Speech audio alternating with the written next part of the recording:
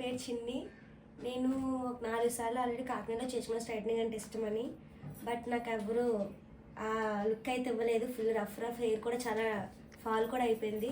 శ్వేతక్క నాకు తెలిసి శ్వేతక్క చాలా బాగా చేస్తుంది. శ్వేతక్క దగ్గరికి వచ్చాను. అయిపోయాక మీకు లుక్ వచ్చాను. అసలు యాక్చువల్లీ లాస్ట్ టైం నేను 6 months బిఫోర్ ఈవెంట్ చేసినప్పుడు యాంకర్గా వచ్చినప్పుడు అయితే ఫుల్ హెయిర్ ఇంత గ్రోత్తో నేను చూశాను. కానీ ఇంత డ్యామేజ్ ఎక్స్పెక్ట్ చేయలేదు. చాలా పాడైపోయింది. చూసారా, ఈ హెయిర్ ఫాల్ వల్ల ఆమె ఫేస్ కూడా ఒక డ్యామేజ్ అయ్యింది నాకు తెలిసి. కానీ మన పార్లర్కి వచ్చే ప్రతి అమ్మాయికి ది బెస్ట్గా పంపిస్తాను. ప్రామిస్. ఆఫ్టర్ లుక్ తర్వాత చూద్దరు. మొత్తం మామూలు హెయిర్ అయిపోయింది సెకండ్ వాష్ వచ్చినప్పుడు.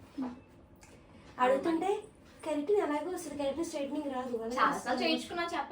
చెప్తున్నా సరే ఇంకా నాకు గొడవ ఆడలేక. ఓకేలే, టెన్షన్ అవ్వద్దు. బాగా చేసి నేను నీకు మంచి రిజల్ట్ ఇచ్చి, ఇగో ఇదంతా పీచ్లాగా వచ్చింది కదా, ఇది కూడా నేను బాగా ట్రీట్ చేసి పంపిస్తాను. అండ్ కట్స్ కూడా మంచి లుక్ ఇచ్చి పంపిస్తాను. ప్రాసెసింగ్ కూడా చాలా అసలు ఇబ్బందిగా అవుతుంది. అంటే మళ్ళీ హెయిర్ ఎక్కడైనా డ్యామేజ్ అనేది వస్తుందేమో అని భయపడుతూ చేస్తున్నాం.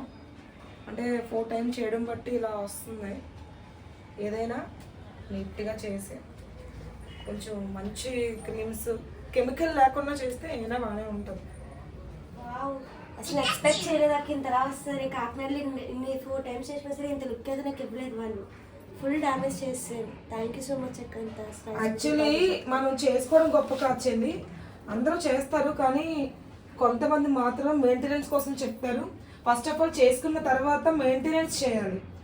మ్యాట్రిక్స్ షాంపూస్ అవి వాడితే మీకు బాగుంటుంది. నార్మల్ షాంపూస్ వాడితే లుక్ ఉండదు. ఇలానే మెయింటైన్ చేయాలి అంటే మంత్లీ స్పాస్ చేసుకోవాలి. మెయింటెనెన్స్ అంటే అదే, స్పాస్ చేయించుకోవాలి. అండ్ నెక్స్ట్ ఏంటంటే హెయిర్ అనేది గ్రోత్ కూడా అవుతుంది. మంచి షాంపూస్ సిరమ్స్ యూస్ చేయాలి. సో మేమైతే బాగానే చేసాం అన్నాం కాబట్టి థ్యాంక్ యూ. అండ్ లుక్ ఒకసారి చూద్దాం, before after look.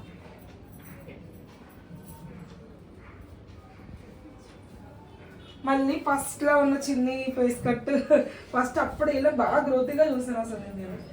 Shweta beauty. Thank you so much శ్వేతక్క. Thank you.